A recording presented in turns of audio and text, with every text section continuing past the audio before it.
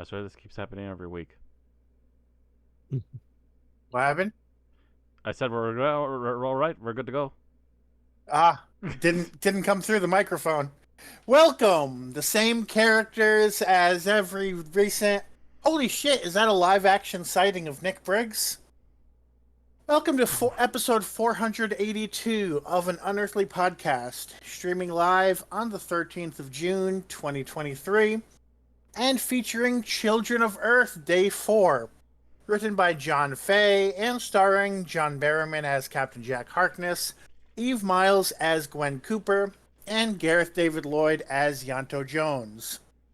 I am Bill Sylvia, the one in black, and I recently realized that even though it's one story, it does not have one byline throughout. With me are color commentator Alex Fireheart Hello. and technical director Mad Matt Winchell. We have one byline: the depression of Jack. So what I didn't realize was that part two and part four were written by Oh. John Fay, and part three was written by RTD and James Moran. So my apologies to the writers for parts You mean 2 and that way. 3. Okay. How's everybody doing?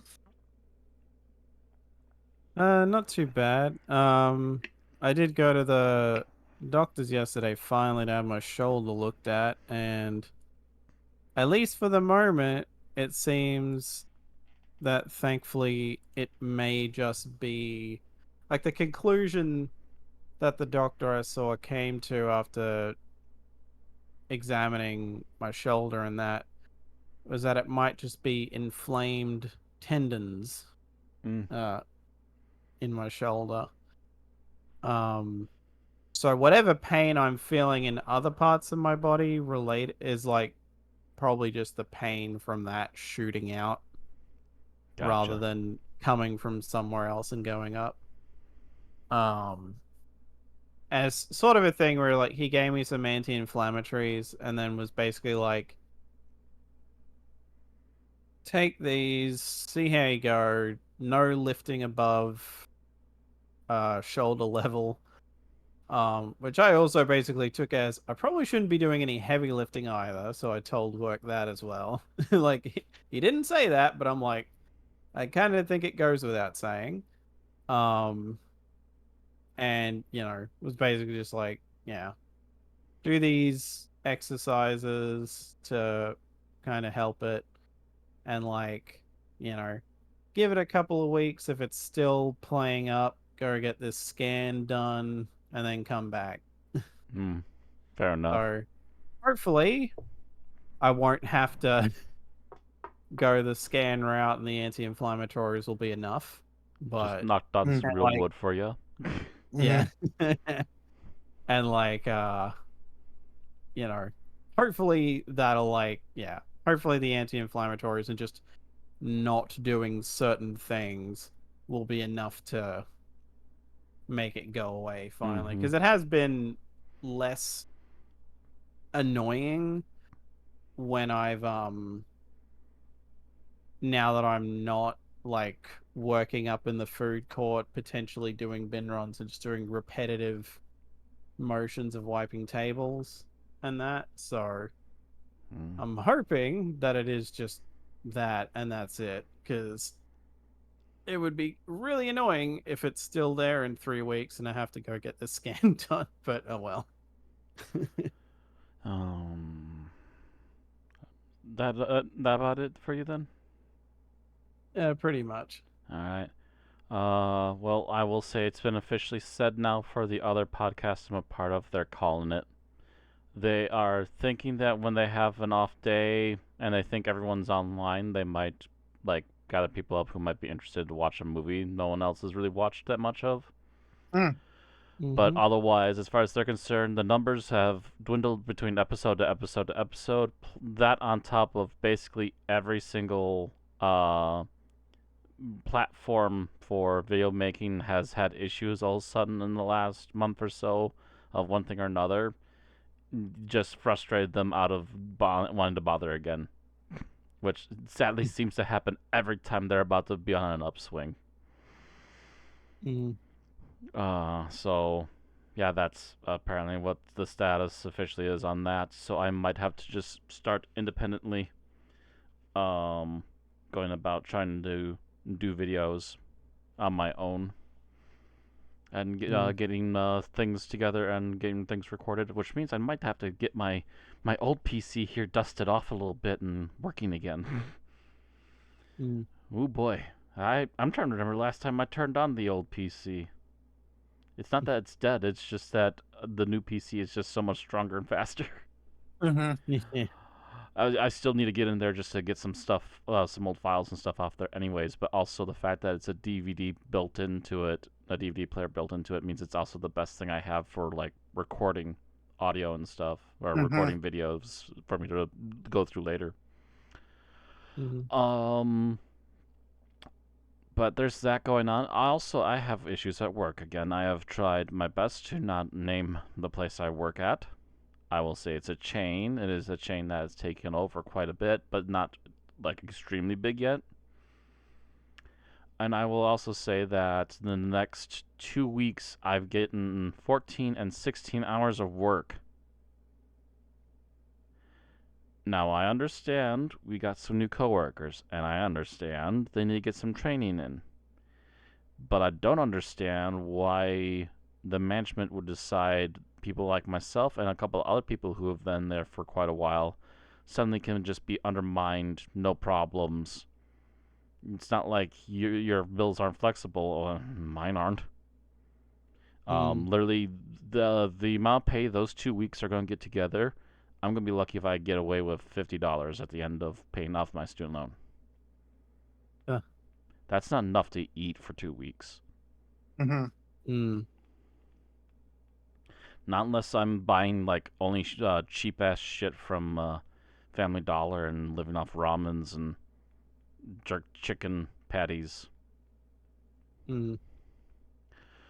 Um, so I'm waiting to see what the next bit of hours is going to be on Thursday, and that's gonna make up a few decisions for me as far as I'm concerned. But I'm not going to say anything set stone yet, but I will say that I have started putting things in motion in case I feel like things aren't going to get any better. Um, Yeah. So yeah, go to Matt's Patreon. yeah. You go to my Patreon, and I'll at least have 3 weeks if something really bad happens. Trying to think. What was it? I did order a few things that came through. My latest gamer subs has come in. It's the flavor made by the Russian Badger. He's a fairly popular video game commentator and streamer. I particularly like his well over edited YouTube videos. He's a very funny Canadian. Um, He's a Russian badger who's Canadian. yeah, that's the nickname he had like when he started in his early days, and that's just the name that stuck. Ah. I'm not even sure why he got the name in the first place. He just kind of shrugs and goes with it too. um, but yeah, I just got his Gamer Subs flavor. It's very good. I keep forgetting what the actual flavor is, but the nickname he gave it is guacamole. I can't even say the word. Guacamole Gamer Fart 5000. But it's like strawberry, lime, and I believe something else. I think it's lime. I can't remember for sure on that either.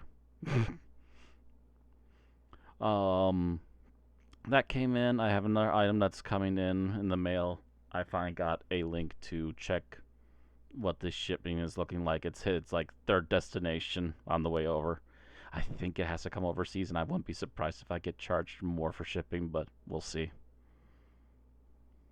I did pay ahead of time for a bit of shipping, so it should come here with relative speed.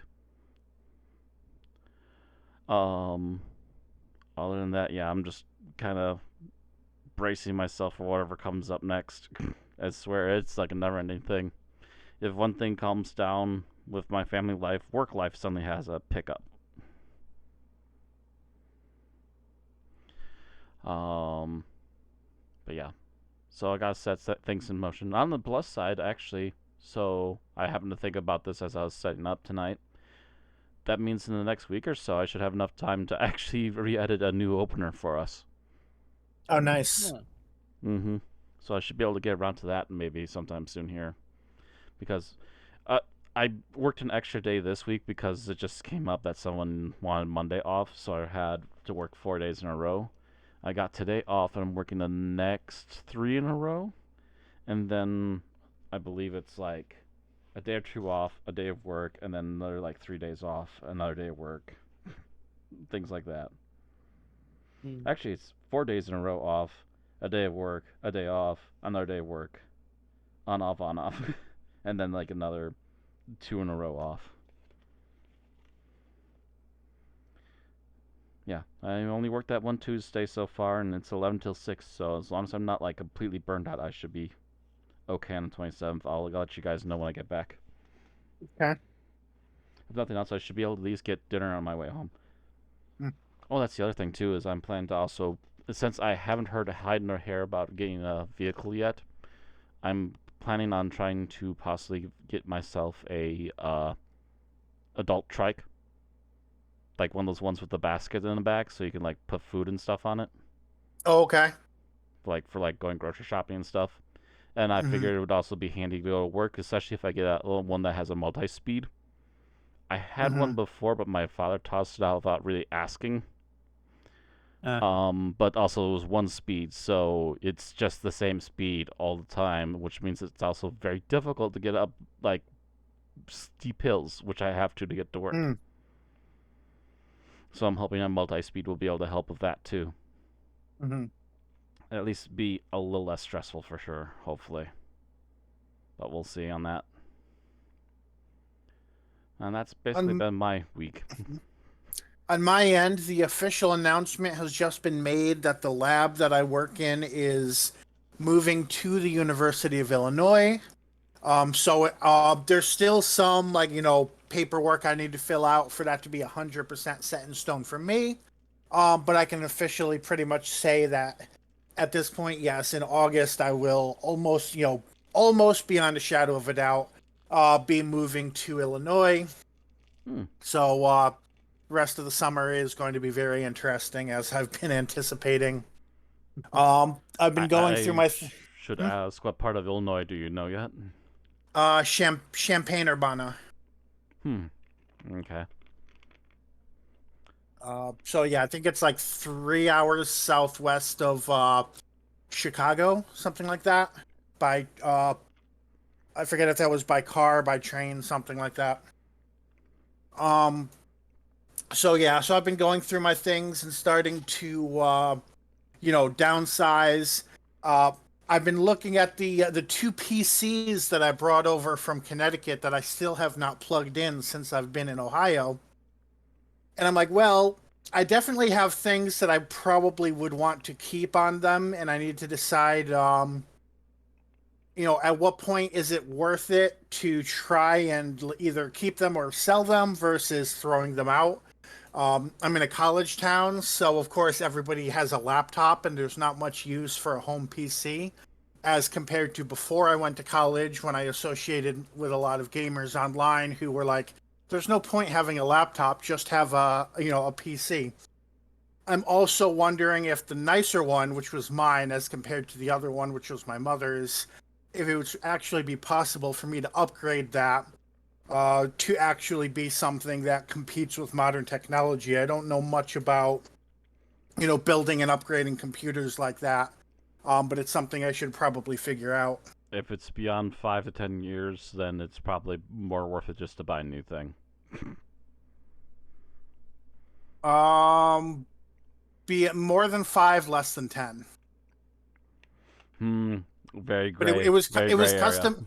It was custom built at the time, but it wasn't like top of the line. Like I think it was like leftover parts after somebody had upgraded their own computer, or other things that they had gotten for cheap at the computer store they worked at. Because let me put it to you this way, I've had this computer for a little more than a year now. Still works great. Still Mm-hmm. still works fine. It had like one hiccup for a couple months, and that got fixed, and it's been fine since. Mm-hmm. This computer, at least when I bought it on sale, was like 4,000. Mm-hmm.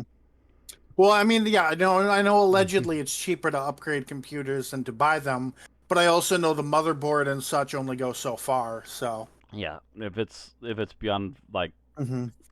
unless it was a really high end motherboard or something when you got it, Yeah. after 5 years, it's gonna be lucky if it can even read some of the Whereas, new whereas stuff I've anymore. also talked to some people that would be like, just replace the motherboard, and I'm like, I don't know. Is that way too expensive? Is that worth the effort? I don't know any of that shit.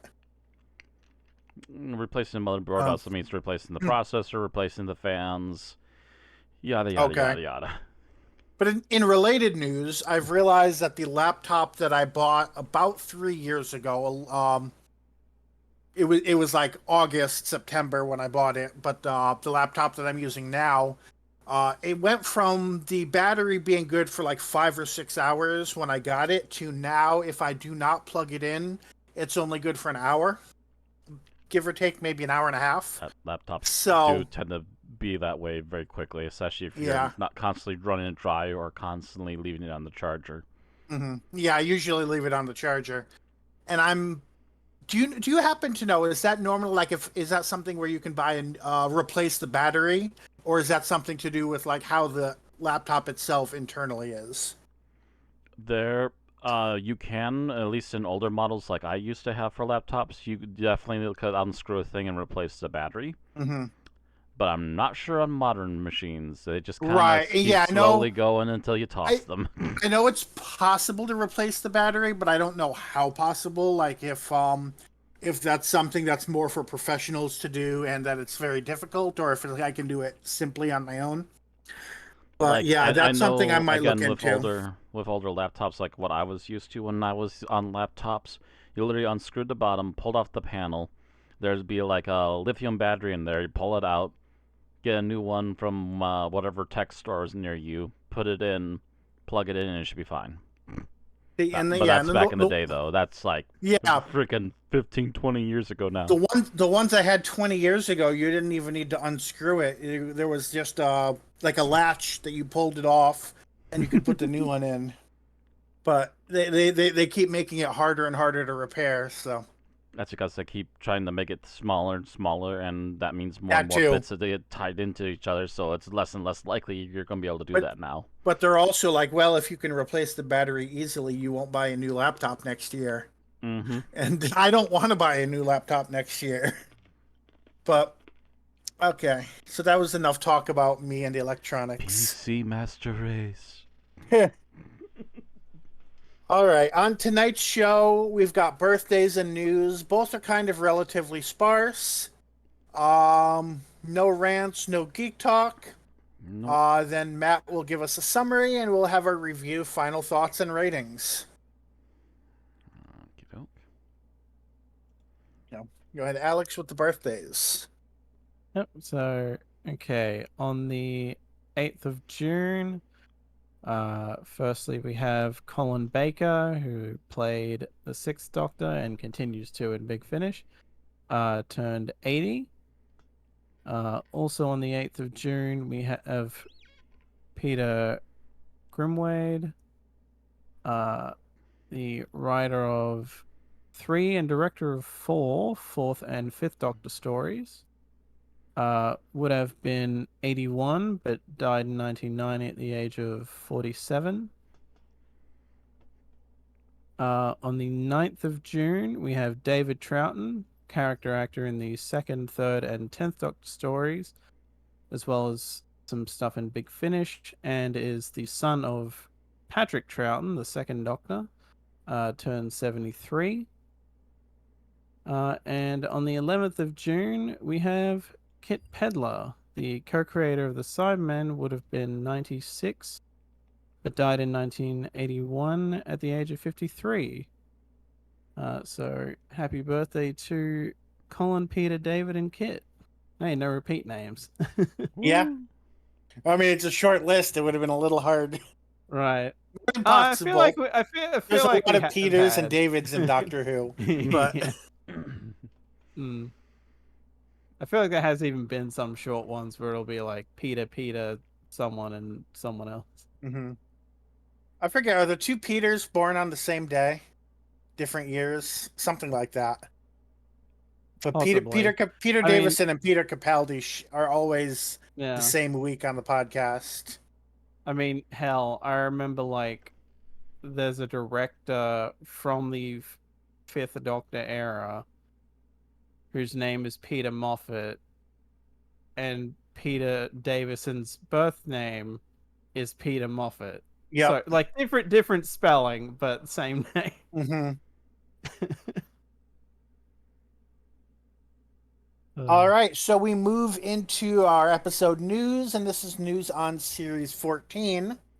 The BBC, or probably more accurately, Bad Wolf Studios, has announced that Bonnie Langford is back as Melanie Bush, appearing in one or more stories alongside Ncuti Gatwa's 15th Doctor. This is a little bit of a surprise in the sense that Bonnie had announced she was returning to Doctor Who, but then she appeared in a cameo in Jodie Whittaker's final episode, which would have made it seem like that was kind of the end of it, that was what she was talking about. But here we yeah. see that she's in a new story, and it wasn't an issue. It wasn't actually announced which story she was in. But then just from Cultbox, we have the news that the Bonnie Langford has been sighted alongside the current filming. So right now they are filming what is believed to be the finale episodes 7 and 8 of the current season, where they are filming in on the studio in Cardiff, and I believe in the Cardiff Theatre as well. I'm not.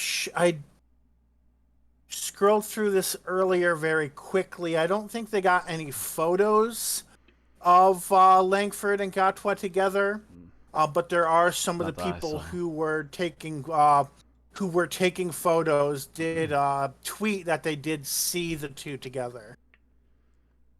Although maybe this video might show them. Um, it's taking too long to load, as I expected it would. Forgot it. So yeah, so generally this sort of news, there's if you're already getting clout from showing photos of what's going on behind the scenes, you're not going to get extra clout for lying. So there's not much motivation for people to lie about that Mm-hmm. kind of news in the long term. So it does seem most likely that that is reliable. Okay, yeah, there is a in that second link, yeah. There's like a thing where it shows them. It's not showing like their faces, but it's like them walking into a building.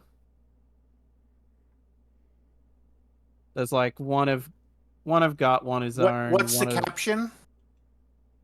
uh Shooty got one Bonnie Langford on set today. It's out in the open now, so here's the outfit: leather jacket, white top, necklace, jeans, and boots. Okay. It's like the one, two, three, fourth tweet thing down on that second link.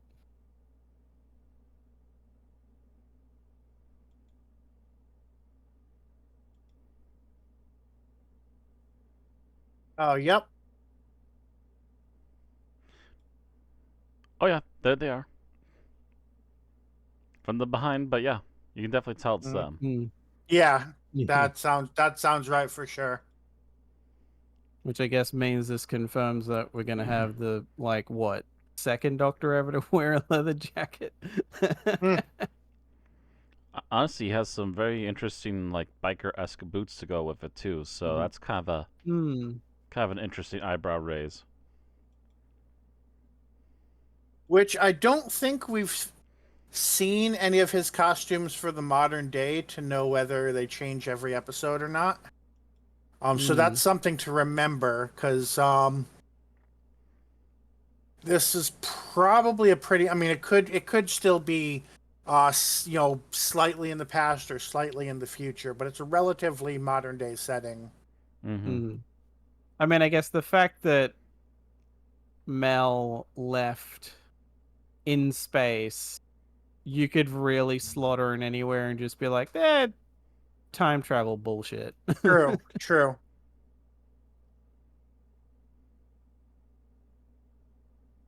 All right, so that is our news on Mel. Let me close because all these tweets opened in new links. Okay. Yep.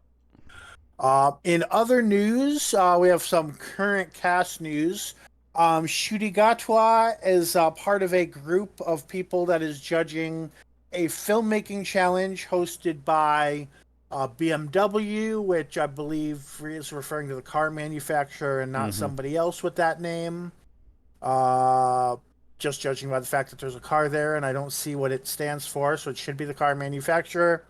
And BFI, of course, referring to the British Film Institute. He will be alongside Terry White and Asif Kapadia, who I don't know anything about.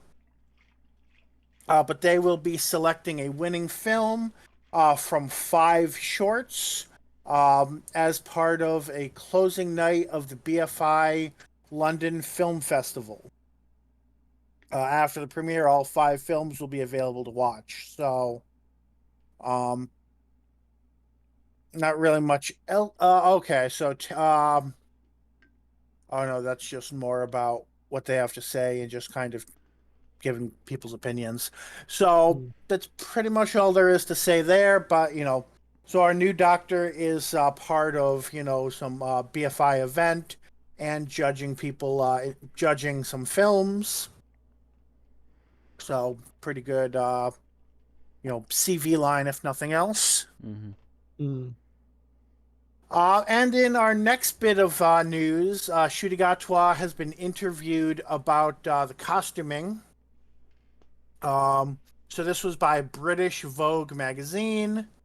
Um, they asked his opinion on costumes, and he said he was originally thinking about some collaborations that fashion designers had done with historically black colleges. Just kind of thinking along outfits that a doctor would traditionally wear, except that that fit a black person's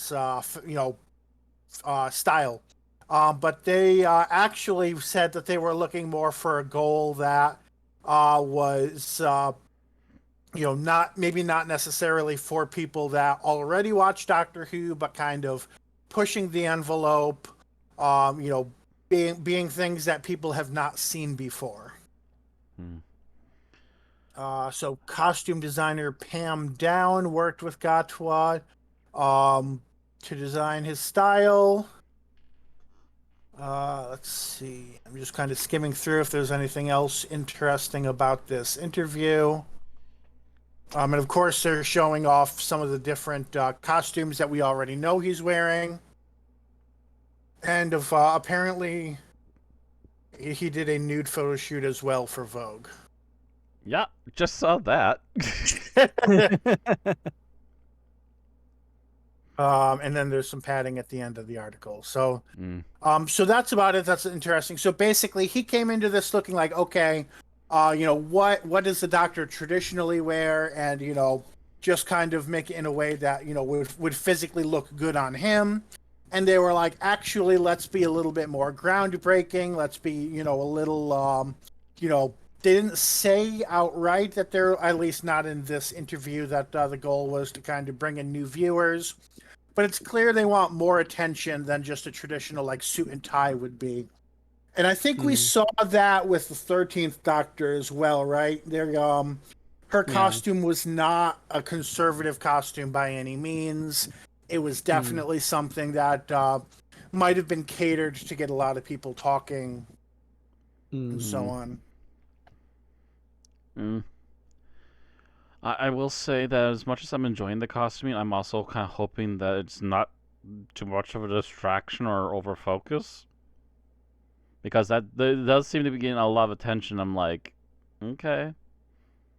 Anything else you want to actually say about the show? No? Okay, you're just holding it to your chest still. Okay. Yeah, at this point, we don't know anything about the character personalities. We don't know anything about the Yeah. companion, Mhm. and that might be on it might be on purpose, It might right? be on purpose, but it does. Russell is absolutely the person. Like, let's wave up a big, fancy flag to get everybody's attention, so that they're not looking over here at the man behind the curtain, sort of deal. To be fair, yeah, Um, he has enough experience with this that might be legitimately what this plan is. mm, Maybe. honestly, I'm just glad to know that the Doctor's not going to be stuck to one fucking outfit because I'm kind of bored of it. Like, it's been a thing forever, and it's just like, occasionally some of the classic Who Doctors would wear something different occasionally to I was fit gonna the say period or whatever. it definitely depends on Well, how strict you are with wearing one thing, because it's like Hmm. the idea of the Doctor having a uniform wasn't even really introduced until Tom Baker's final season.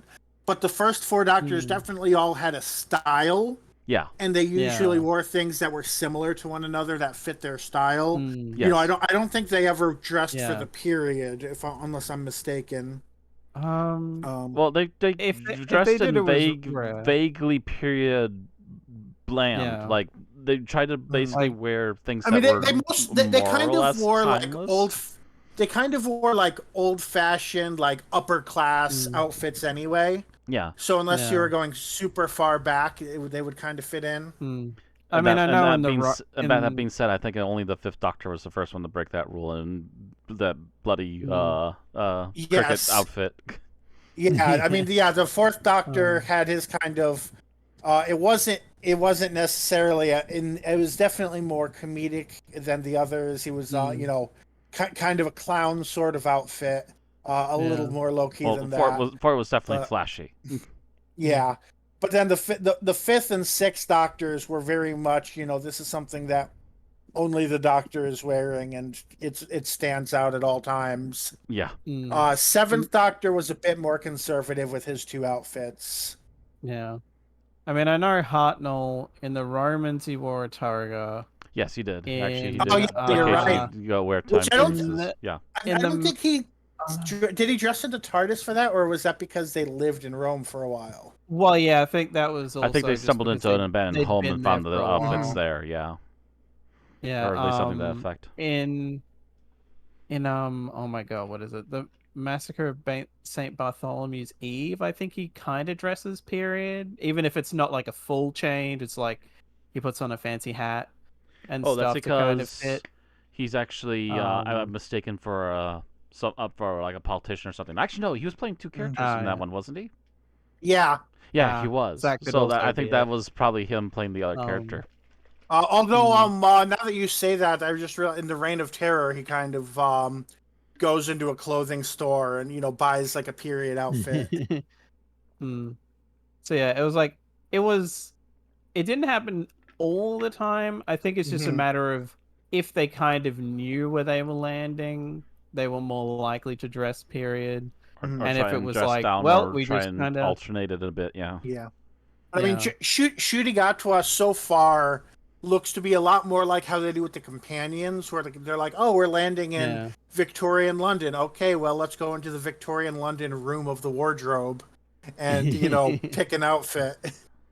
Yeah. And I mean, my speculation is still at this point that it's probably just going to be written in that this Doctor is just more fashion conscious as a contrast to Jodie's, oh, I'm just going to grab this crap from a thrift store.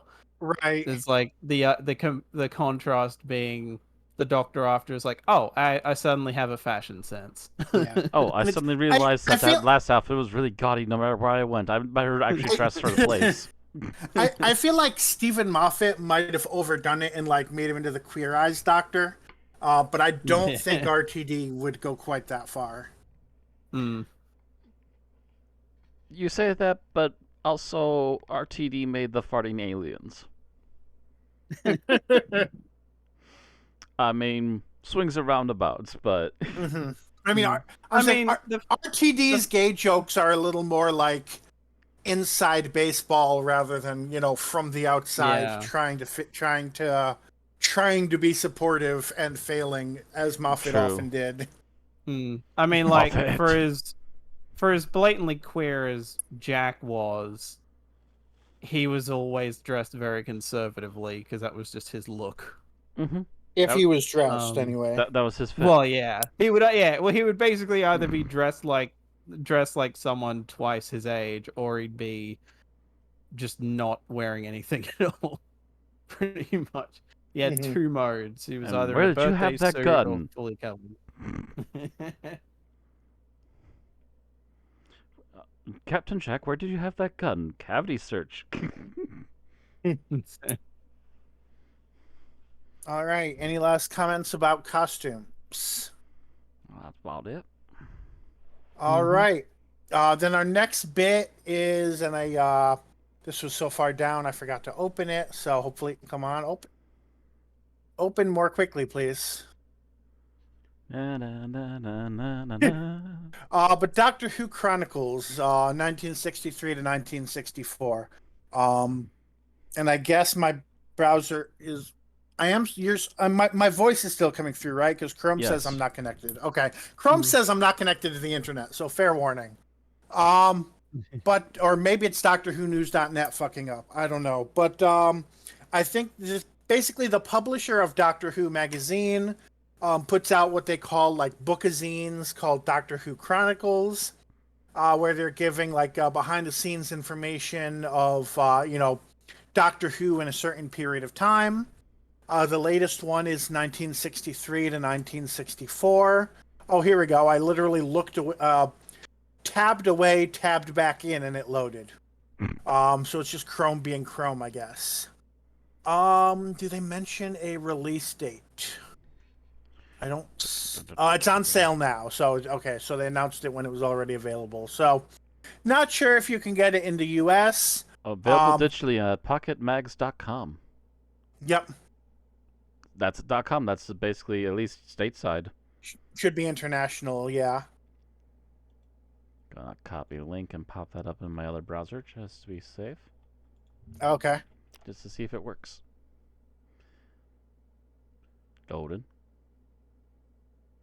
Loading.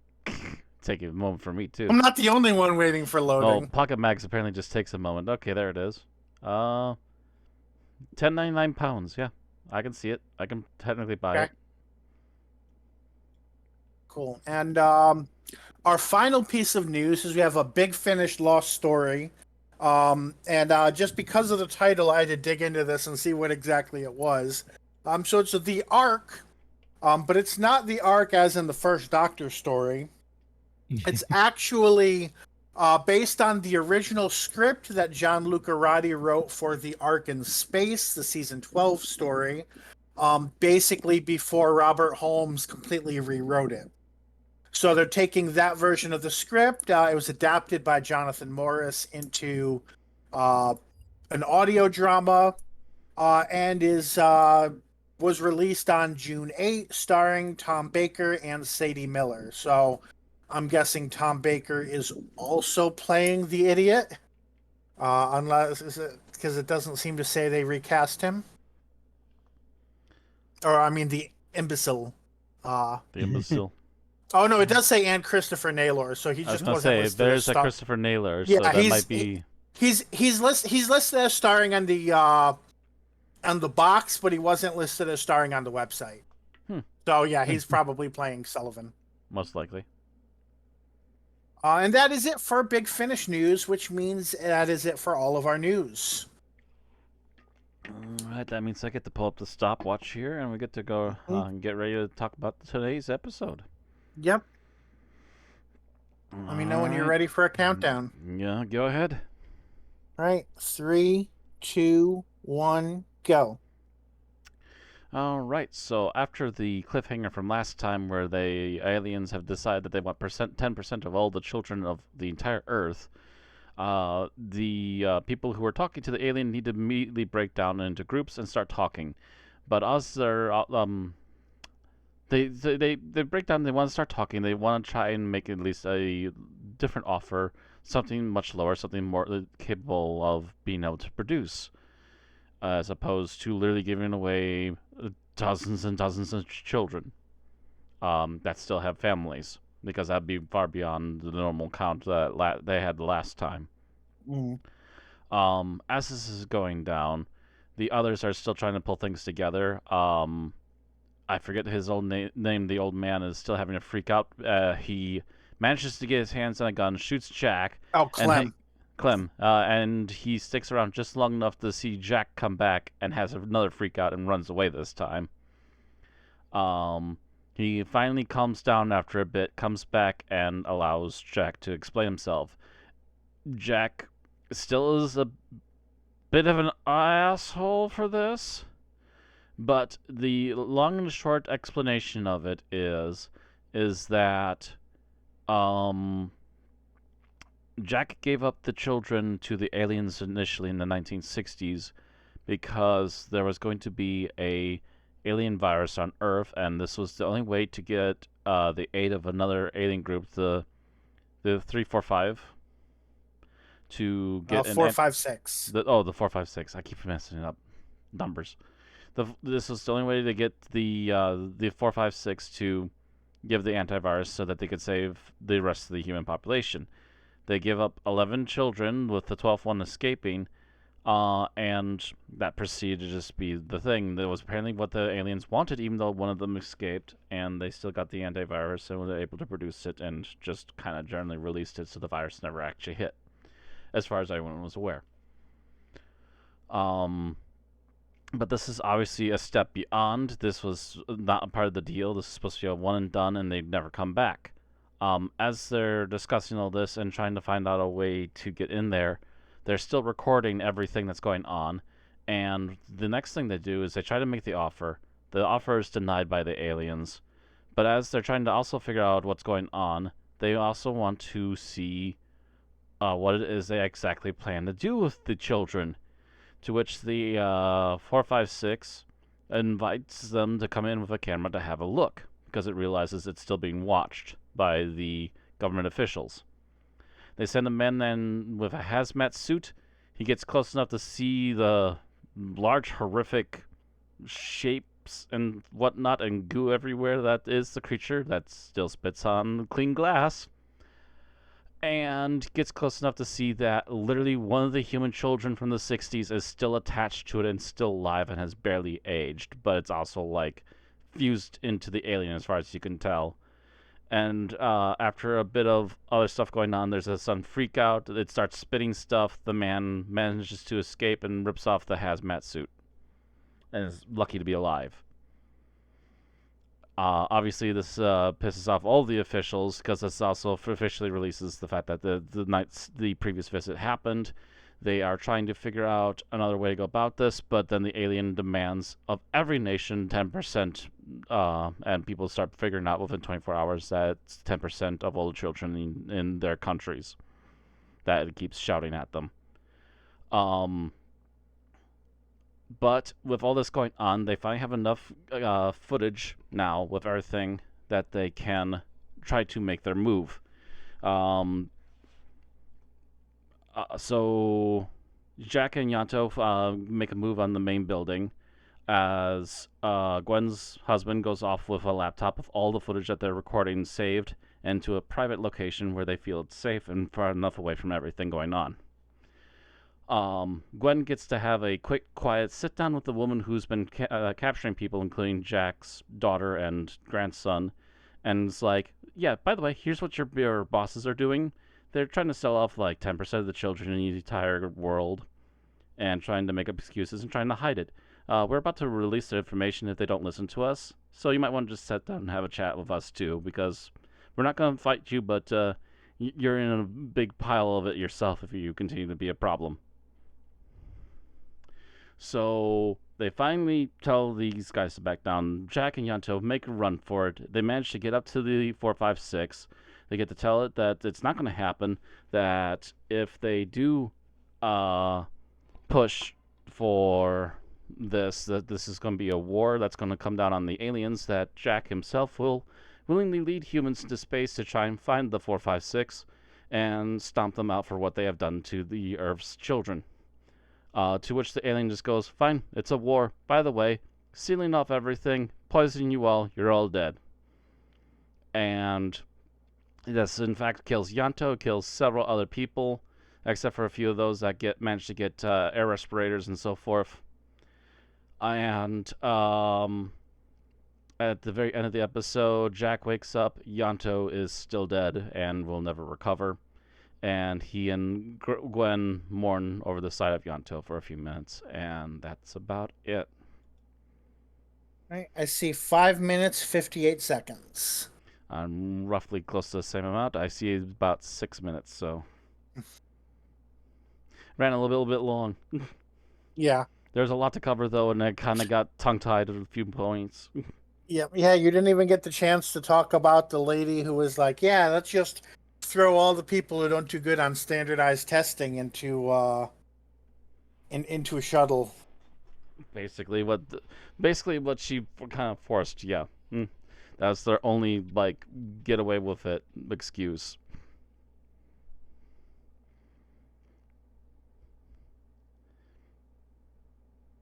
All right, so start talking about what we liked about the episode, starting with Alex. Let's see.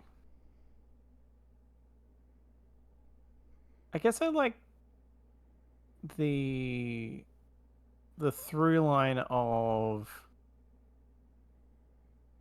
the whole trying to bargain and trying to figure something out, and like they're actually exploring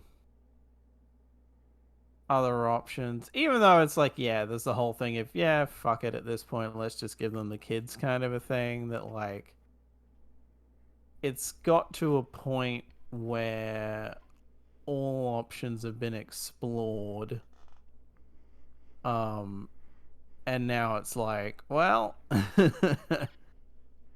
seems that we're just gonna have to kill them all, I guess, because What are we gonna do? We're totally not sacrificing our own children.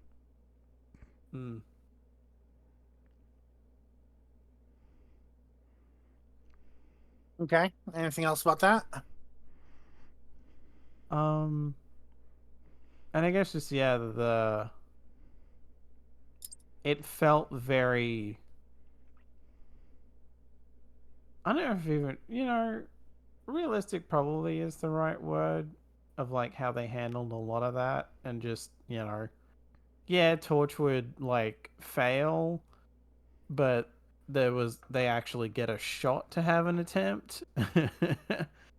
And it all goes wrong, but it doesn't make them feel incompetent. It's just setting up the scale of what they're dealing with.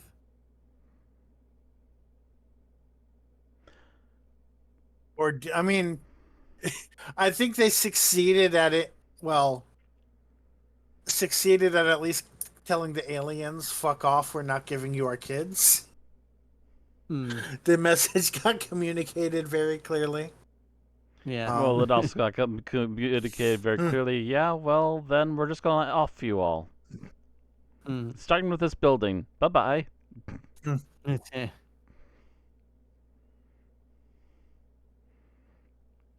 All right, Matt, what did you like about the episode? I had to say I had some major reservations about it last episode. I feel better about it, at least in some explanation in this episode. That very much at the time, Jack, when he gave up these kids, was very detached from the situation to begin with, but also at the same time, it was one of those circumstances of what the hell do you do? Basically, the setup was either everyone dies of a disease that has just hit Earth and they have definitely identified that it's there, or do they give up a few children that no one will miss because they don't have families, at least not yet, and in this case, the sacrifice saves the entire planet.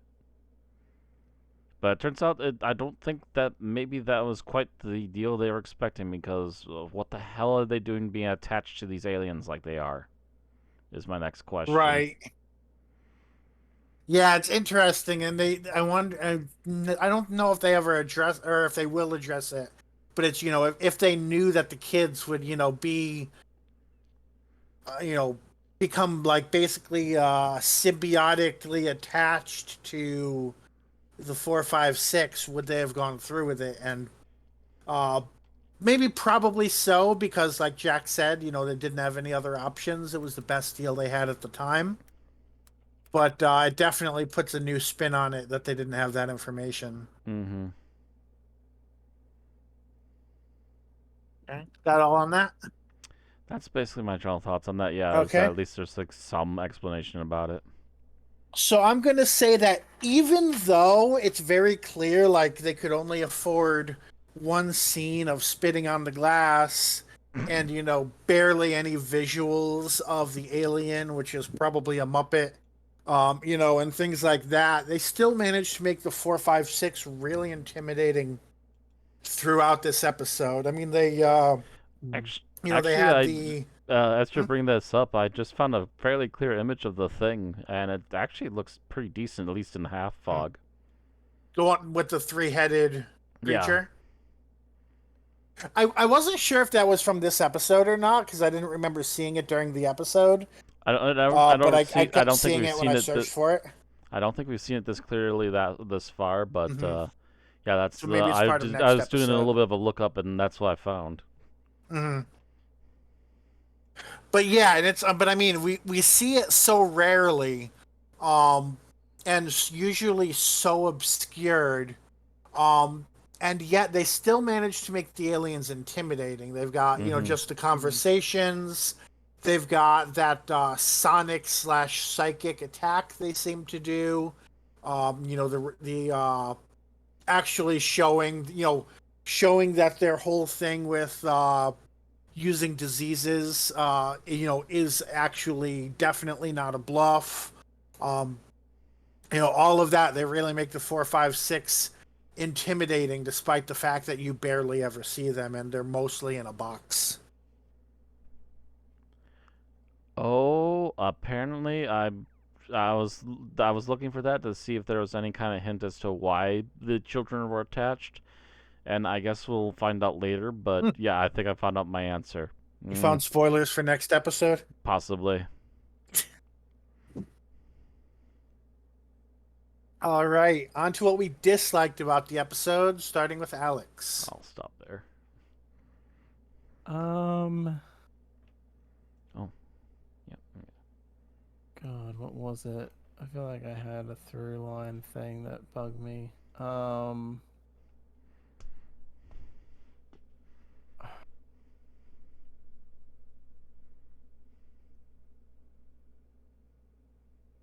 Bugger. I don't know where that went. I feel like I had something, and then I was just kind of. I'm just Oh, you hoping know neither what? of you take mine. Okay, so it's not. I mean, the scene I have no issue with, so I'll bring it up here. Because it's not so much the scene that I take issue with, so much as it's a weird decision to have it in episode 4, and that's Ianto's death. Like, that's such a weird thing to have in episode 4. And maybe that's just because I've had this built up so much that, like, isn't there like a monument? Isn't there like a plaque or something in Cardiff at that actual, like, shooting location of, like, that Mm-hmm. more inconspicuous entrance or something? So I was thinking, like, oh, it's some big sacrifice that he makes. No, he just dies. He just happens to be in the wrong place at the wrong time. It's like, oh, well, that's a bit anticlimactic. Like, I don't know. Like, for whatever reason, it just seems like such a weird decision to have that be in episode 4 and not and not the finale. It's like it's a Mm. main character death It and we've See depends. got that one It episode depends to left. me what you do with it. that's why I would think 4 is the most important because you're really trying to ratchet up tensions and build toward a finale, which, you know, killing off a main character, that would be the best way to do that. Yeah, and hopefully that Sure. ratcheting up will make a payoff for the main characters to try and do something or try to reach for something harder due to the fact that they just lost somebody important. But again, we'll see. Mm-hmm. Although it is kind of funny that they have. I'm pretty sure Yanto dies first and then Clem, and it's like, oh, well, you had the more important person die first, and then the the the supporting character No, I think the supporting Mm. who's character died only first. existed At in least this. he died. They started dying around the same time, and I think Clem died first, and then Yanto a few moments later. Could be. For some reason It in was my hard. head, it feels like They're Yanto roughly the dies same time first. either It way. was Yeah. hard to tell because especially like the way the way Yanto considered it. As soon as they unleashed the virus into the building, he was dead. But obviously he had plenty of time to talk and shoot his gun after that. So Yeah. he definitely had a more drawn out death. Mm-hmm. And yeah, like again, it's more of a. I guess it's more of a nitpick in the sense that like it doesn't like absolutely ruin it for me. And I guess it's like, well, we need something to hook people in for the next part. But it's also just like, I don't know. Like again, like the actual that whole like the scene is good, but just for I don't know, for whatever reason it just felt really weird to and maybe it's also just because like the last time we killed off two mains, I'm pretty sure that was in a finale. Yeah, it was. Because So usually that's what yeah. Doctor Who does do, but this is supposed to be a mini series, so they're I kind of couldn't building remember to if it. it was a finale or a 2-part finale, but Right. It was I the think final it's episode like because they they died in do the nuclear blast.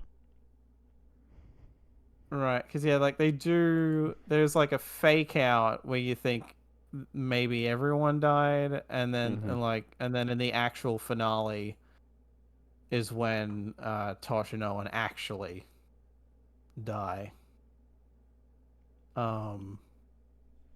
So yeah, it's like, and they had more. Arguably, they had better deaths than Yamato. I'm not gonna lie. In that, like, they were actually trying to do shit and then died, whereas Yanto's just like, no, we need to show the villain's main business. Kind of a Well, death. they did try to shoot the dang thing and break the container, but that didn't work. And I'm what not else do you sure do why in they that didn't short period of just. time? I'm not sure why they didn't just unlock the door that the cameraman used and use That's that what to I was let all the wondering gas too, out. but I don't know how hard or not hard that door is to open. Mm-hmm. Mm.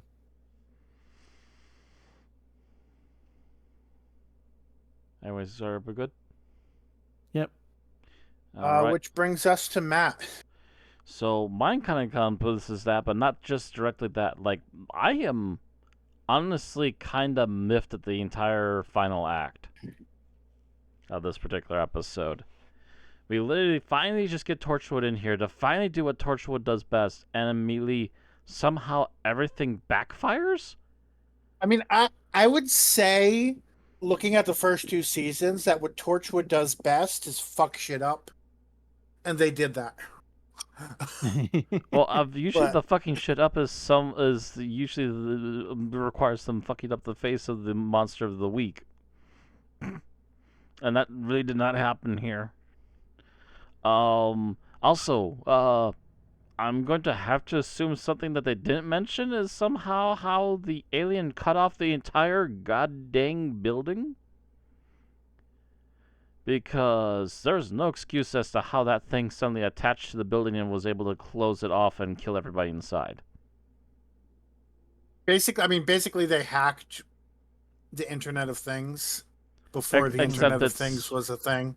Except it's not really attached to any electronics that we're aware of, and it just seems to be a giant fleshy thing. So how it did that, Well, I have, like, yeah. many, I mean, many questions. we don't know if they have a ship or what's going on. Other Yeah. than they seem. Yeah, we don't know how anything that they do works. I mean, we didn't see them with like a hypodermic needle spraying a virus into the air or anything either. So yeah, so how did that too is also very questionable.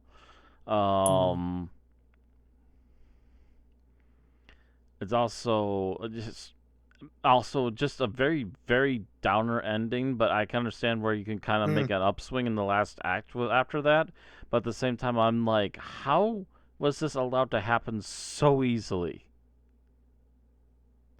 It So really it's kind of does. the counterpoint. I said I liked that they were intimidating, and you're basically saying it's it's almost hand wavy in how powerful they are. Am I understanding you right? Yeah, basically, it's like it's not even that they hand waved it. It's just snap. Oh yeah, we can suddenly do this. By the way, you're all dead. Bye. What? I How? mean, When? I think the implication is just that there's a reason they picked this building because they'd done their research prior. And it's like, okay, if we Mm-hmm. get them in this building, then we'll be able to fuck with it. Because like they rattle off all these stats that are, They rattled off the stats for run of the the thing that mill they wanted to be alien. made. They didn't set a place for it though. The people who Oh made it no, set I the mean place like, for it, and they there's gave them like the that bit where coordinates. there's a bit where they rattle off a stat of like X amount of children die every day and all that. It's like Well, that was their that's excuse yeah, for it's a just hand over the related children. yeah. Mm-hmm. But it's also like it shows the idea is like in the intervening time they've actually been paying attention. So it's like they picked this building for a reason because they knew we can just gas this building and kill everyone in it if they don't do what we want. Although yeah, that stat was Kind of a interesting. It's like, thing. we can't exactly kill miscarriages and fight them. Like it's not the same as an alien invader coming and saying, "Give us your children." Um, Hmm. and I think the medical field would disagree with the idea that we're not doing anything about it. Yeah. But yeah, I just have qualms about that final act, but we'll see how the next episode goes. And yeah, the downer endings is where this story gets its reputation. Hmm. So what I'm disliked about the story is that they basically like they don't like they're basically saying, "Oh, we the British government don't have the capability to detect anything." That's it, the end of story. Unit is We in the give next, up. or no, Unit's not in the same room, but you can start a Zoom call with them. The United States, which has a much bigger military budget and, much more space technology than Britain, is also available on a Zoom call. I mean, actually, some of them were in the same room because I think they were in the same room and he was like, we'll figure out what the United Nations is going to do about you later. Um, so all of these different people with the capability of sensing things that the British government might not be able to don't Don't seem to don't bother even be calling them. consulted on this. They're just like, yeah, well, the British government can't see an alien ship in the atmosphere. We're not going to ask Torchwood. We're not going to ask Unit. We're just going to assume that they are God and we can't do anything about it. Now let's start talking about genocide. I mean, come to think of it, you mentioned that the unit guy just kind of disappeared. Yeah, I they don't just think he kind they showed just up kind in of this left up for that episode. first break.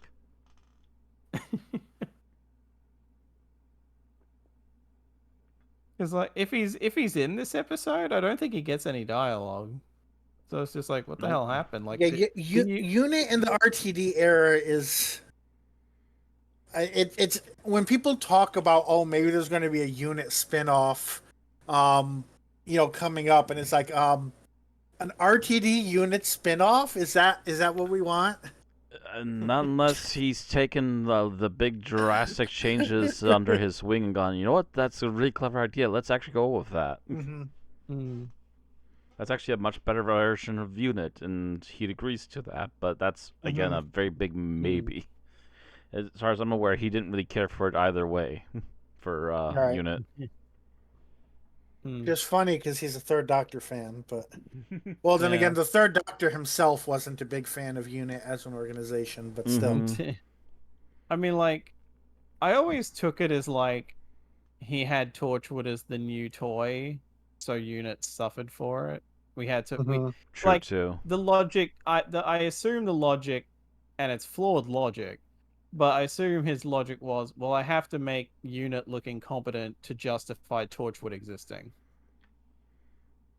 Because Yeah, otherwise, why wouldn't I just use Unit? that might have been part of it. Yeah.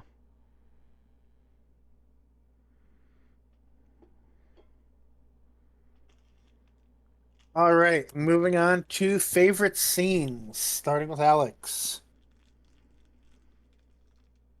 It's a weird choice,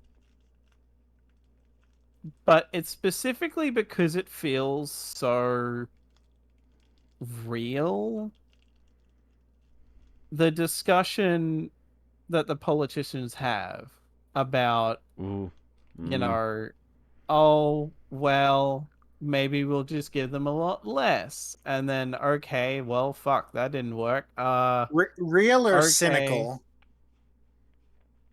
Cynically I real. could believe that this is a conversation that would happen. That they I, would I be like, well, none of our kids are getting taken, so I would let's like be to think realistic. Fuck the I would poor. like to Politicians Like think just there'd that be is a very realistic conversation I would to like to me. think there'd be one person in the room who's like, yeah, committing genocide against people in who go to bad schools is a bad idea. Even if they got shot down, I'd like to think there'd be at least one voice I in the mean, like, room. Politicians don't give a it's. fuck about us. I mean, to be fair, the looks that some of them have are very. This is fucked up, but I also don't want to be the person to say anything. Mm-hmm. There's a lot of like, that one guy who's even trying to like be like, the population's going to be up to like 9 billion in a Nick couple of Briggs. years. Yeah. Yeah. So it's like maybe, if we, but like even he is like, I'm just trying to come up with whatever bullshit I Mm-hmm. can to live with this decision. Right. But it's also very like this Mm-hmm. one woman just like it's mainly just that one woman going, you know what? I'm just gonna say what we're all Right. thinking. Fuck the poor. We'll make them suffer for it. Like The we have poor to make and a And, decision. This is the the decision we're gonna make. underprivileged, just and of course, offload them. Yeah. it's also, I don't know how deep the cultural differences between the US and the English are, but I could just imagine, I mean, and I don't necessarily know about like cabinet members and such. Like I haven't been following US politics nearly as closely as I did in high school in terms of I follow US politics but not like the shit like the cabinet and things like that. Like Yeah. that I don't care, we don't elect them. But Yeah. like Mhm. in which yeah, but anyway, like if you think about like known figures that I could just imagine in that room in the US, like maybe Bernie Sanders wouldn't be in the room, but I could just imagine him giving a speech about the children of the 1% being protected, and like maybe everybody would be like, "Sit down, Bernie, and shut up." Maybe, Yeah. but there would be that at least that one person in the room who would at least say something. And I think it's a little cynical that nobody even argues with her. I mean, to be That's fair, I all I think mean. I mean, it might I be mean realistic too, and like, one but guy I would hope. one guy like kind of pipes up a bit, but it's more like, you know, it's the guy who's saying no, it has to be completely random for it to be fair. Oh, that's right. And then they were the one like, "You Um, don't have kids, shut up." Oh no, wait, well, no, no, that no. was that was It Nick was Briggs. That was the one that someone who didn't have had kids. kids. Yeah, and it's like, oh, what? So you want to risk your kids? Hmm. And then, they're ultimately it's the prime minister who's like, okay, my decision. No one in this room's losing their kids. But it's like, well, okay, now the randomness is off the table because what would be the point? So it's just like using privileged logic to be like, well, we need these people because they're going to actually help the workforce. But then the absolute bottom, like, we don't care about anyway. Which So fuck them. which is so bullshit when you consider that like, who do you think are the people like staffing your Right. Tesco's and Right. McDonald's? Like, Right.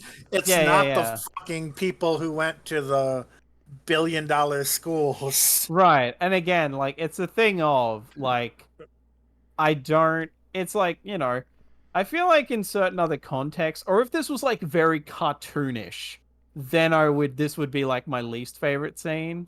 But because they're actually trying to use their warped logic, like, I don't agree with the decisions they're making, Yeah. but this feels like a conversation Mhm. that would happen and very close to what it would be. Okay. Of like, eventually someone would be like, well, fuck it. We've got to Yeah. make a decision. We're all rich. Fuck the poor, effectively. Hmm. And I'd like to say, at least semi-jokingly, Bill, that you think someone in that room would actually stop them.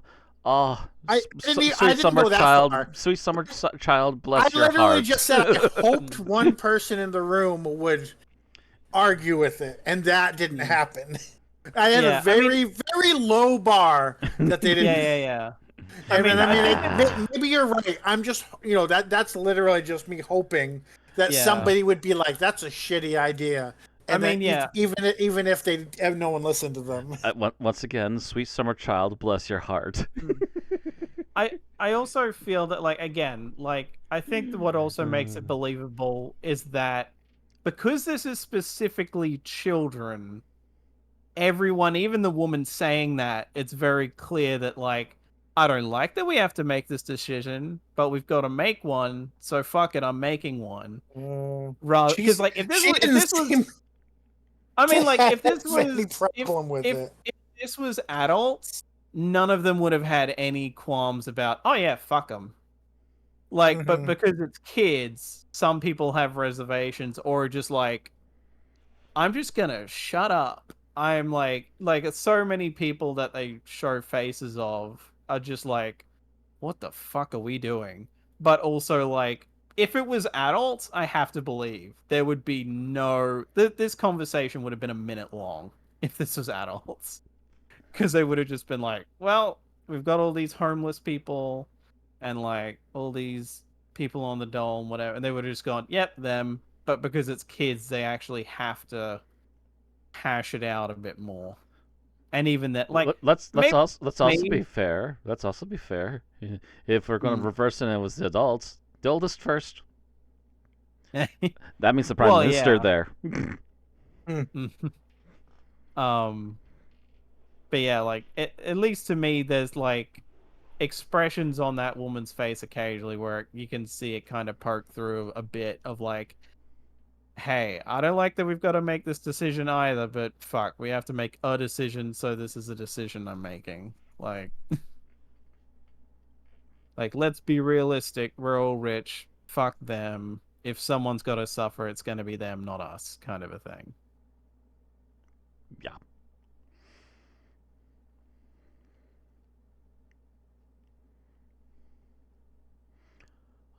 Are we good on that scene? Yep.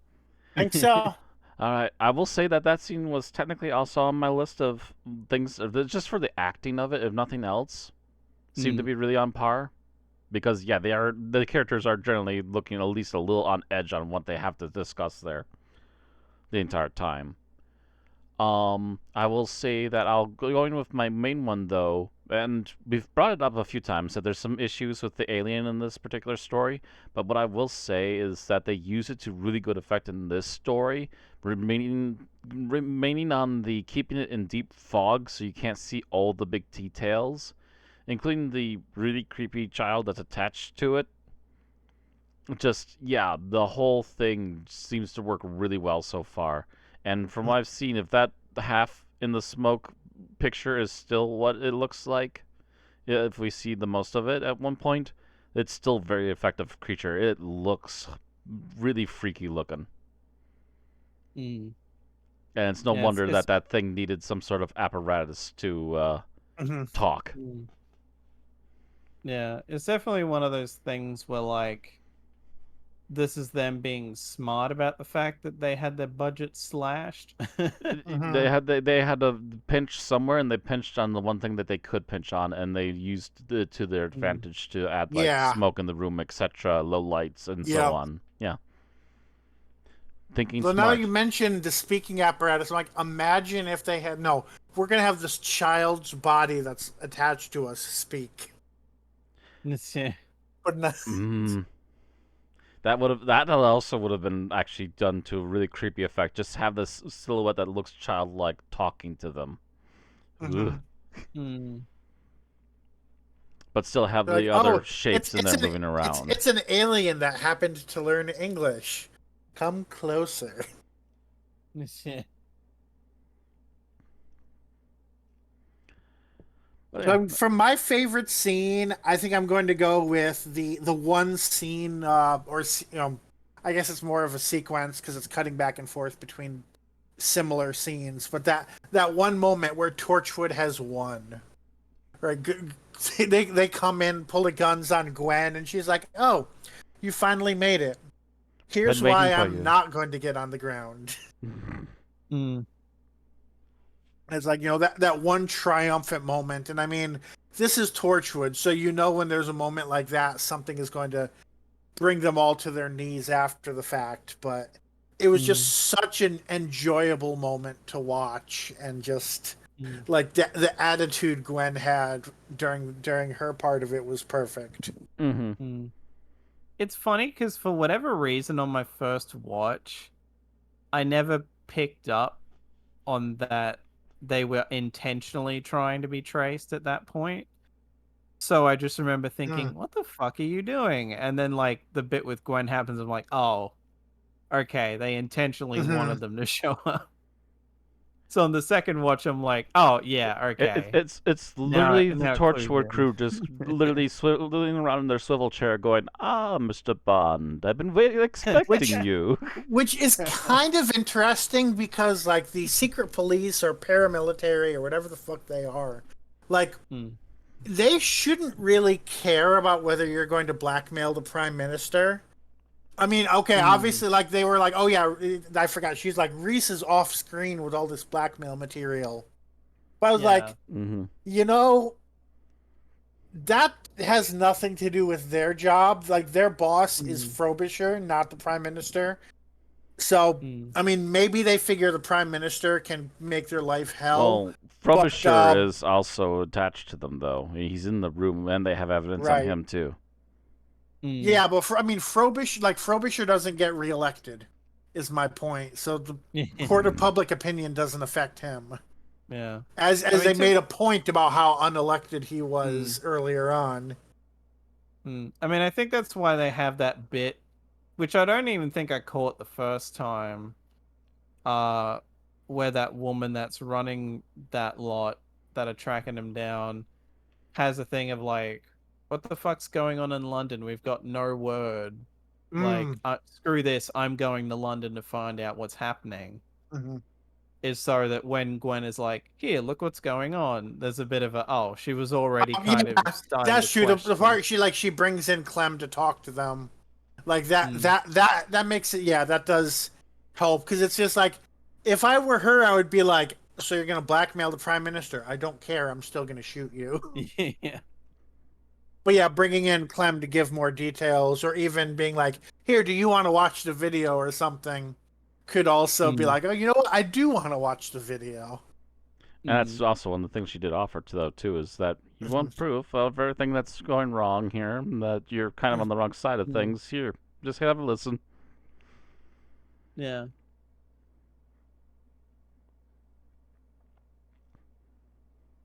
All right, least favorite scenes, Alex. Let's see.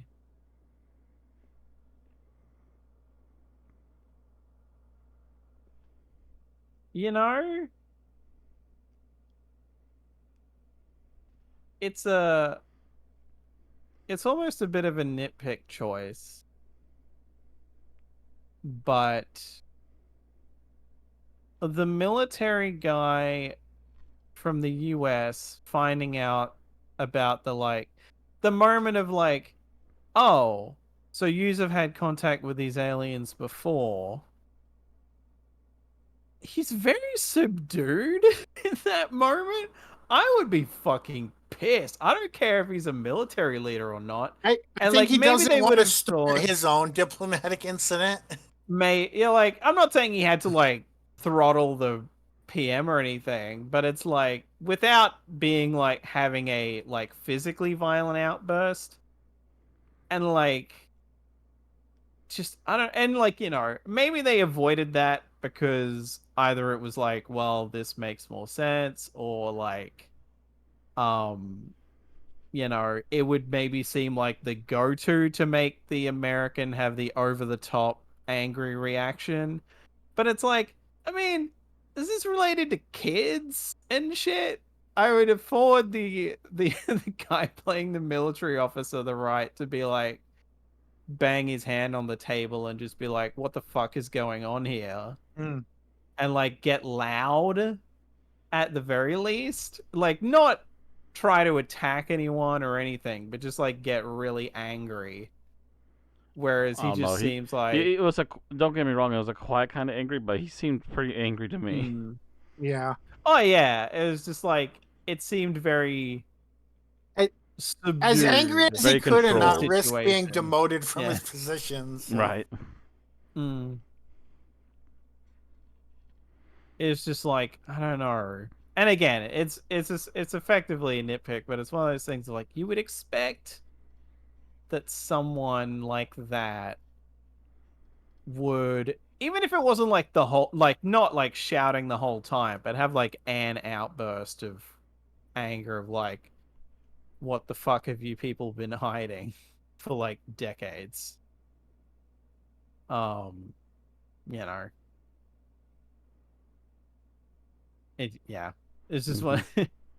It's like again, I can kind of get why they kept it subdued, but it is one of those things of like, I maybe it's just that I personally feel that it needed a bit more overt anger instead of like seething anger, but yeah, I I don't do know. feel that whole scene, like I don't necessarily have the same surface criticism as you, but I think the underlying feeling might be the same, as that it was over and done with super quickly. Mm, It almost felt like there was a scene where they talked about it longer that was cut or something, because it yeah. Also, definitely maybe a seemed thing. like it was just like, okay, we're moving past that. Like it was, like it was over and done. Is like immediately, oh, there's a child. That means the child was from Britain in the past. That means they hid this information and all of this. And it was like, wow, you're either Sherlock Holmes or they cut a scene. Right. Um, and especially because I mean, maybe this military guy is also in the finale, but he maybe just walked out of this story entirely for all I know. So it's like, ah, you guys interacted with these aliens before? I'm gonna go tell someone about this and see ya, I'm never coming back. Right. This is right out. You'll be hearing from my solicitor. Hmm. Yeah, like it definitely wouldn't surprise me if that scene was like longer and they had to cut something down, so they were just like, let's trim this.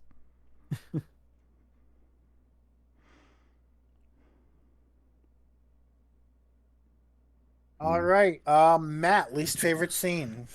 Least favorite scene. Um.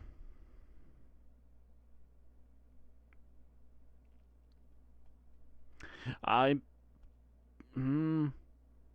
Hmm.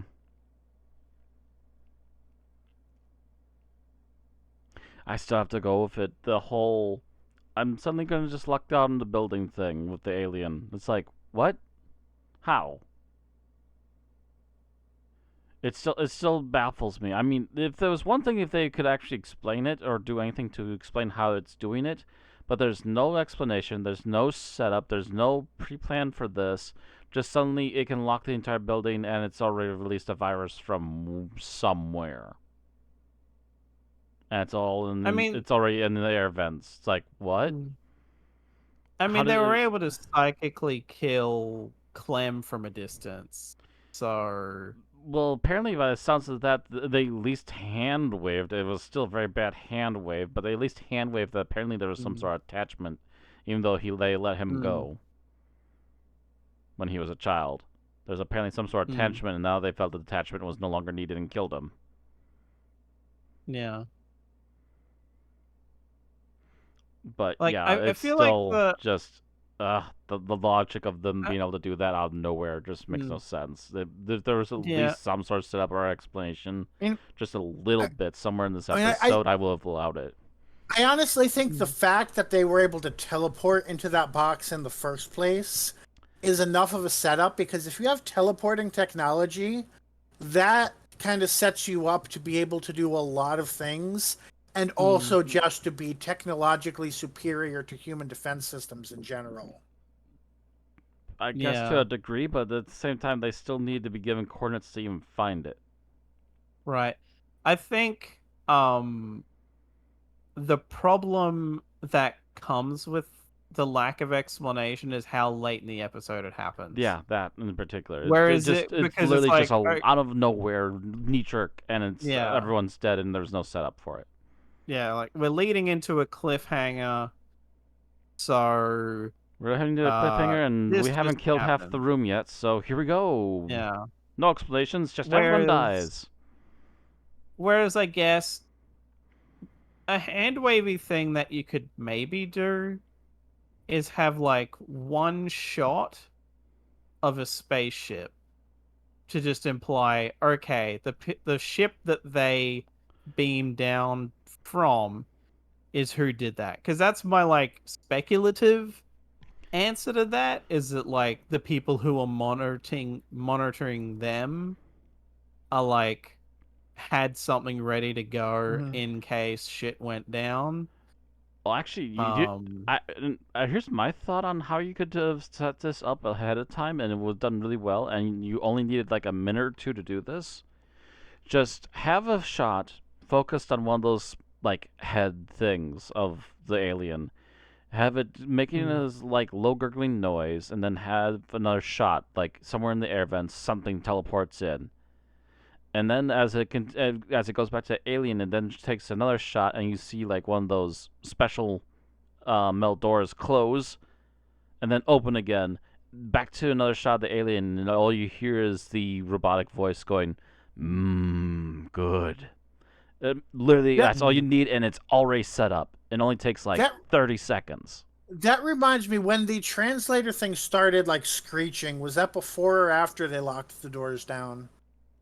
When it started screeching, that was um, when the guy was in the tank with it. So before those doors were locked. Oh no, I thought it did again during that conversation Not that I at recall. the end. it No? it does it when it's killing Yeah, I Clem. know it does when it's killing, right? Because I was wondering if maybe they also Oh, like could have sent some binary code that way that we just might have overlooked.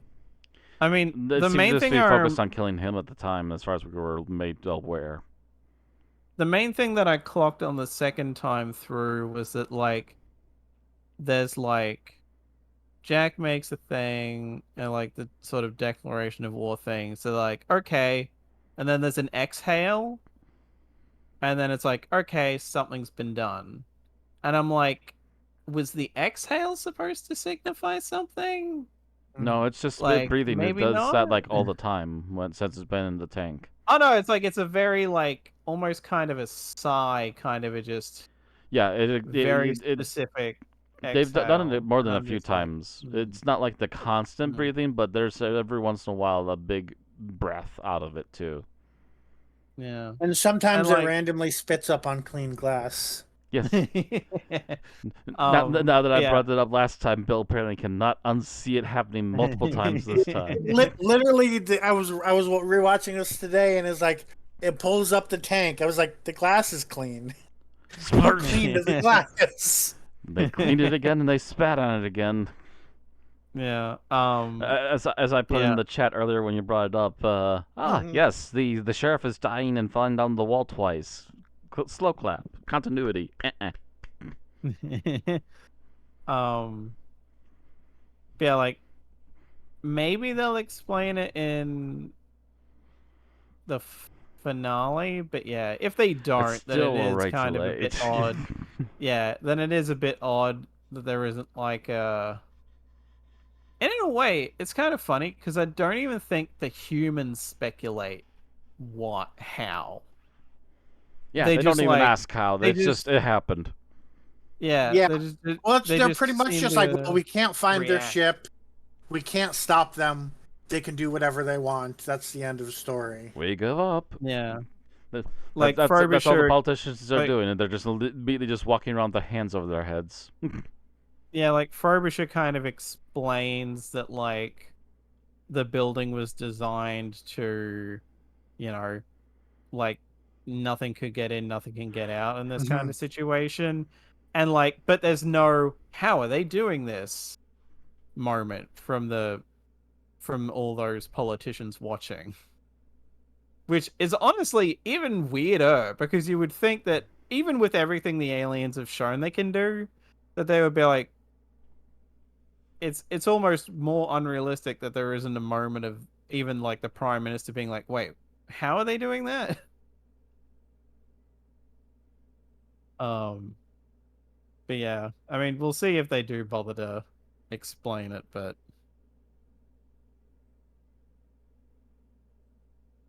otherwise it purely just exists to be like this is the threat we're dealing with. All Mm. right, on to me. Yep. Mm-hmm. So I am going to go with the scene where Yanto is talking with Jack, and Yanto is basically like, "Oh, this is an incident that happened 50 years in your past. Why haven't you told me about it?"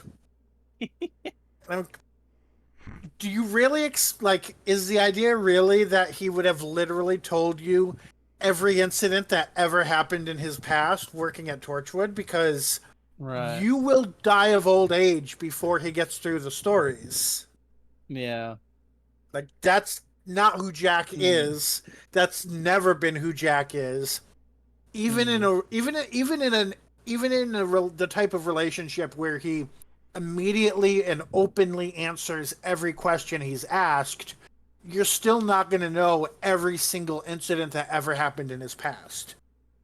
Yeah. I mean, I was half expecting Jack's immediate for like the immediate response from Jack to be one of those moments of why didn't you tell me, you never asked kind of moments. Mm-hmm. It's like, yeah, I've done a lot of fucked up shit. I've been alive for a long time. Like, you know, I don't. And again, it's always been a thing in Torture that he's been very guarded. So, Yeah, arguably, why is it so much of a surprise like that he wouldn't they admit? didn't find out about like the type of being he is until the Hmm. season 1 finale. Like that should be a clue. Yeah. But it always feels like it exists just to have Jack explain, like, this is all of my baggage and trauma, and I don't want to dump it on other people Mm-hmm. kind of moment. And it's just like, well, we need a setup for that. So let's have Yanto ask this very silly question instead of just being like, you know what? It would almost be better if he was just like, is that the most fucked up thing you've done? Like, not in that exact wording, but like, how much fucked up shit have you done? Kind of a thing. Like, how much do I actually know you? Kind of a question, Mm-hmm. rather than, why didn't you tell me? Because it's like, why the fuck would I tell you? That was like decades ago, On today's and level is of what is fucked traumatic. up, So that's fucked up.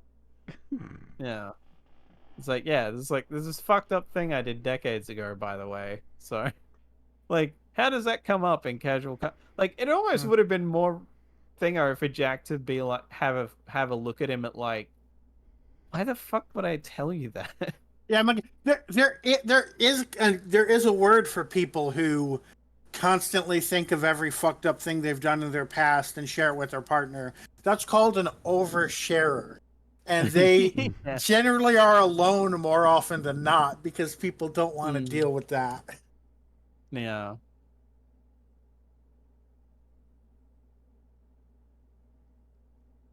All right, final thoughts. Alex. Um, I did overall like this episode. I mean, again, like ultimately, it feels a bit And again, I have to believe, as I said before, I think it's purely because of how much in my head I had built up the significance of Yantar's death, that it happening now instead of in the final episode felt a bit off. So I must have just assumed that he had a more heroic death than this. But I guess that's also a very Torchwood thing to do anyway, is that he just kind of dies um as like a consequence for that kind of an action. Um but yeah. And I almost kind of meant to bring it up before, but there was never a decent point. But this is almost kind of a weird episode as much as I like it, because it almost kind of feels like you could argue that there are 2 episodes left, but there's only one. Like, this almost feels like, I don't know why. I can't explain why, but just for some reason, when I finished this episode the first time, I was like, this, for some reason, I don't know why, because you would think the death of a main character would be like, yeah, we're ramping up for the end now. For whatever reason, I got the feeling of this almost feels like there's 2 episodes left and not one. Like maybe when I like watch the 5th one, because I almost feel like, because we'll finally be rating next week, or just next podcast anyway, depending on availability. Um, I'm gonna be trying to rewatch like not all at once, because fuck that. This is too long. But like try to rewatch like an episode a day leading into us covering the finale. And maybe it'll feel different then. But like, or like once I see the finale, I'll be like, oh no, yeah, that works. But for right now, for whatever reason, it feels like we're not. It doesn't feel like there's a shit ton left, but it just, for some reason, I had this weird feeling that it felt like there was only one left. But yeah, it will be interesting to see how this resolves, because this doesn't seem like a threat that you can just punch. So, or blow. Well, they might blow it up, but we'll see. But If you got big yeah, enough just laser, anything is nukable. yeah. You know what? I think that's it. There feels like there's too much in a way, because we still haven't resolved Jack's relatives that are still alive and all this. We've got Clem out of the way. We've got Yanto dead. But like, I don't know. I guess it still feels like there's maybe more than could be wrapped up in one episode, so we'll see how they handle it. Um yeah, I think that's about all I've got without just rambling. All right, Matt. I think this went into some more interesting developments, some definitely good acting pieces for sure. But then I feel like, yeah, the final act for me left me feeling really lackluster and felt, while it still had good moments here and there, it still felt like it was very forced and last minute, kind of suddenly broke the pace and didn't explain itself, which it had done a really good job of up until this point. So maybe the next one will fix some of that. I have my doubts though, because we've had a history of this suddenly kind of happening in a multi-parter like this. But we'll see how things unfold. Otherwise, for the moment, yeah, really good up until like about the end of the big Torchwood's gonna win moment, and then it just tumbles in on its face for me. But we'll see how things work out. And that's All done. basically my thoughts. Yeah. Okay. Um, my first thought is that we've gotten pretty much to the end of what I remember from when I originally watched it. There's one more scene, which I think is the cold open of next episode that I remember. But that's about it. So I do not remember at all how this resolves. So I'm looking forward to seeing that.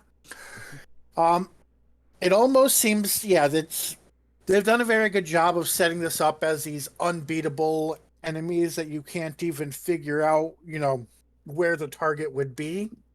which it almost makes it feel like, again, just going with, like the budget cut related things, as if the ones in the tank are literally the only ones left, and that's why they came to Earth for more kids. Because they're like, we need more kids to reproduce. We're literally the entire species. But I doubt that's what they actually did. Like, that almost would feel like, I don't know, a Sarah Jane episode or something more than a Torchwood episode. But they've done a good job of keeping my attention. Honestly, I feel like the story has been probably better than the average season 1 or season 2 story. Despite the fact that half the main cast was dead before we even got to the story, and then, we just killed off Yanto as well. So yeah, I'm looking forward to seeing what the next part is. Again, I don't remember at all how this ends, so I'll almost be going into this with blind eyes. And yeah, I'm hoping it's a good ending that fits the rest of the story. And we would be going on to ratings right now, but as has been mentioned, because this is a 5-parter, we are not rating it. Be interested in knowing, for those listening, let us know in the comments, what did you think of this week's episode, and don't forget to like the video since you've listened this far. Make sure to subscribe on YouTube to get our exports, or follow us on Twitch to get notified when we stream. And next time, I believe we're still planning to meet next week if all is well, right, Matt? Double checking really quick. Yes, I'm not working next week. So hopefully next week, if we will be wrapping up Children of Earth with Children of Earth Day 5, written by Russell T. Davies, and yes, I checked this time, it is definitely Russell. Yeah. And starring John Barrowman as Captain Jack Harkness and Eve Miles as Gwen Cooper. See you then. Good night.